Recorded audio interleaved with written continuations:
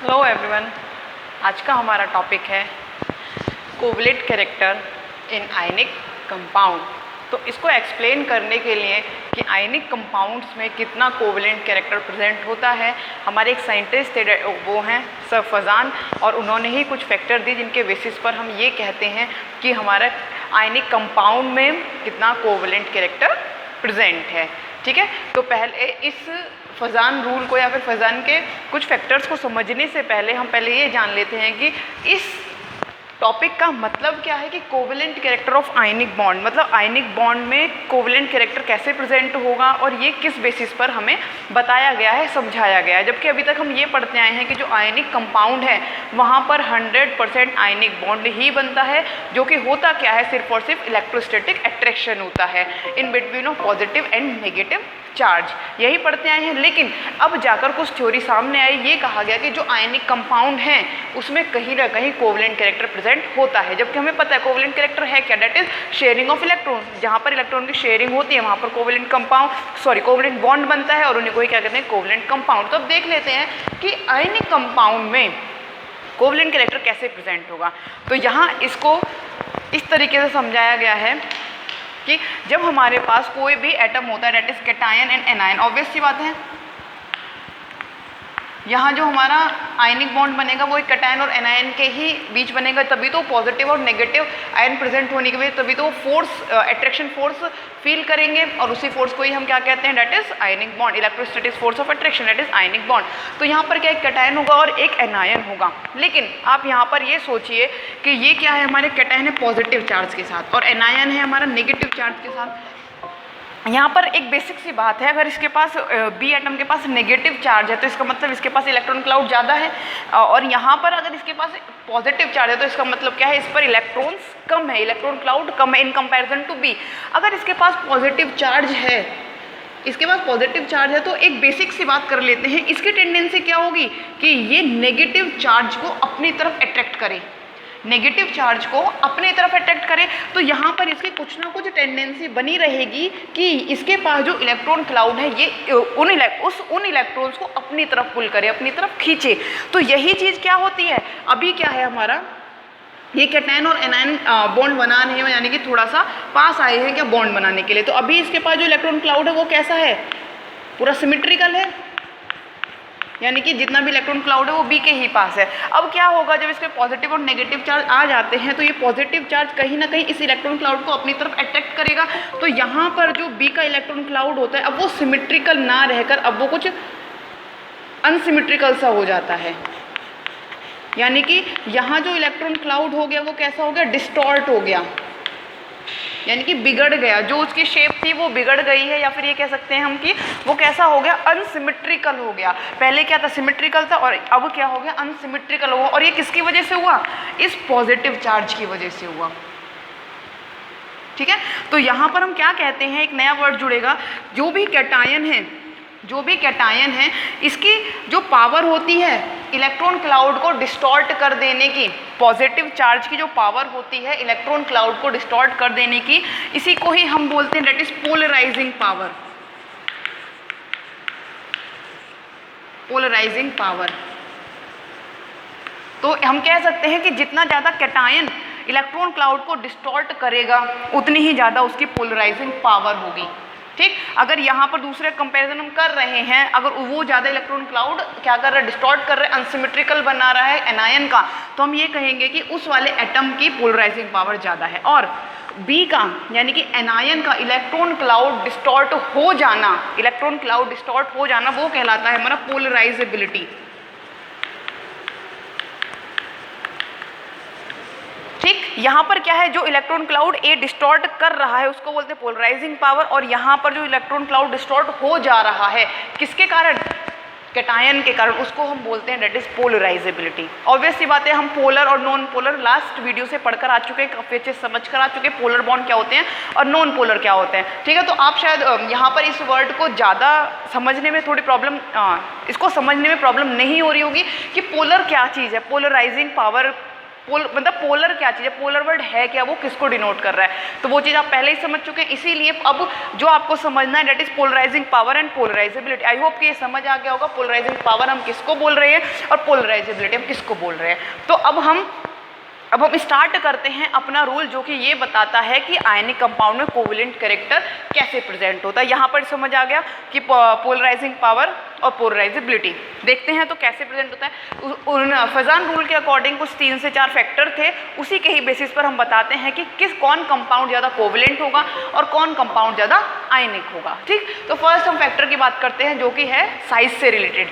Size से related यानी cation के साइज से रिलेटेड। फर्स्ट है small size of the cation. Cation जितना छोटा होगा, देखते हैं क्या होता है, smaller the cation greater its polarising power.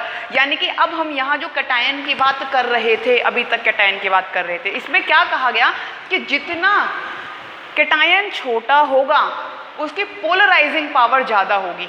ठीक, यानी कि उतना ही वो बी के इलेक्ट्रॉन क्लाउड को डिस्टॉर्ट करेगा। जितना छोटा होगा इलेक्ट्रॉन क्लाउड को उतना डिस्टॉर्ट करेगा, तो हम ये कहते हैं कि उसका कोवेलेंट कैरेक्टर ज़्यादा होगा।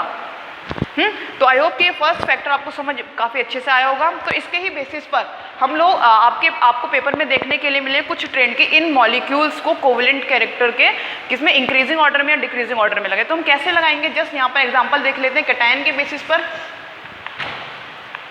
LiCl है, KCl है और NaCl है। यहाँ पर आपके सामने 3 कंपाउंड है और इनको बोला गया है कि आप इनको कोवेलेंट कैरेक्टर के किसमें इंक्रीजिंग ऑर्डर में लगाइए। तो ऑब्वियस सी बात है, यहाँ पर आप एनायन देख रहे हो सारे से एक ही है जो कि है क्लोराइड, और लेकिन कैटायन चेंज हो रहे हैं। तो आप फर्स्ट फैक्टर के अकॉर्डिंग जाएंगे। यहाँ पर क्या है, स्मॉलर द कैटायन, जितना ज़्यादा स्मॉल होगा कैटायन उतना ही ज़्यादा उसमें कोवेलेंट कैरेक्टर होगा। और हम सभी को पता है, अगर हम इसके ट्रेंड को लगाते हैं, सबसे छोटा क्या आ जाएगा, डेट इज लिथियम, फिर आ जाएगा Na और फिर आ जाएगा K। तो हम इस तरीके से इसको लिख सकते हैं, डेट इज K। तो सबसे ज़्यादा हो जाएगा LiCl में, फिर हो जाएगा NaCl में और फिर हो जाएगा KCl में। तो आई होप कि अब आपके सामने कोई भी मॉलिक्यूल आता है कोवेलेंट कैरेक्टर उसमें बताने के लिए, तो आप बता सकते हैं। अगर इसी क्वेश्चन को इस तरीके से पूछा जाए कि किसमें आयनिक कैरेक्टर ज़्यादा होगा, तो अभी तक हम पढ़ रहे हैं कोवेलेंट कैरेक्टर। ऑब्वियस ही बात है, जिसमें कोवेलेंट कैरेक्टर ज़्यादा होगा उसमें आयनिक कैरेक्टर कम होगा, जिसमें आयनिक कैरेक्टर ज़्यादा होगा उसमें कोवेलेंट कैरेक्टर कम होगा। अगर यहाँ आयनिक कैरेक्टर की बात की जाती है कि आयनिक कैरेक्टर किस में ज़्यादा होगा, तो आप क्या करेंगे, इस ट्रेंड को रिवर्स कर देंगे और यहाँ पर क्या आ जाएगा, सबसे ज़्यादा किस में हो जाएगा, KCl में, देन NaCl और देन LiCl। ठीक है, तो अब हम चलते हैं सेकेंड फैक्टर की तरफ, वो भी क्या है, साइज से रिलेटेड है। अभी हम कैटायन की बात कर रहे थे, अब हम करेंगे एनायन की बात। एनायन के लिए भी क्या है, larger the anion greater it's polarisability and more covalent character. यानी कि अब अगर एनायन का साइज ज़्यादा होगा, जैसे कैटायन की साइज की बात कर रहे थे, अगर एनायन का साइज ज़्यादा होगा तो उसमें क्या होगा, मोर ज़्यादा कोवेलेंट कैरेक्टर वहाँ प्रेजेंट होगा। अगर हम फिर से ही एक ट्रेंड की बात करते हैं कि किस मॉलिक्यूल में कितना ज़्यादा आयनिक या कितना ज़्यादा कोवेलेंट कैरेक्टर होगा, फिर से एग्जाम्पल की तरफ चलते हैं, दैट इज LiCl, LiBr और Li। तो आप देख रहे होंगे इसमें सारे का सारा कैटायन सेम है, दैट इज Li लिथियम। लेकिन एनायन यहाँ पर हम बारी बारी चेंज कर रहे हैं, एक बार क्लोराइड, एक बार ब्रोमाइड और एक बार आयोडाइड। तो हम सेकेंड फैक्टर की तरफ चलेंगे। इसने ये कहा है कि जितना ज़्यादा बड़ा होगा हमारा एनायन उतना ही ज़्यादा होगा कोवेलेंट कैरेक्टर। तो ऑब्वियस सी बात है, यहाँ पर जो ट्रेंड होगा कुछ इस तरीके से होगा। हमें पता है कि आयोडाइड का साइज ज़्यादा होता है क्योंकि उसमें नंबर ऑफ इलेक्ट्रॉन ज़्यादा होते हैं, तो इसीलिए सब ज़्यादा कोवेलेंट कैरेक्टर इसमें होगा। अगर आपसे पूछा जाए कि आयनिक कैरेक्टर का बताइए, तो आप क्या कर देंगे, इसको रिवर्स कर देंगे।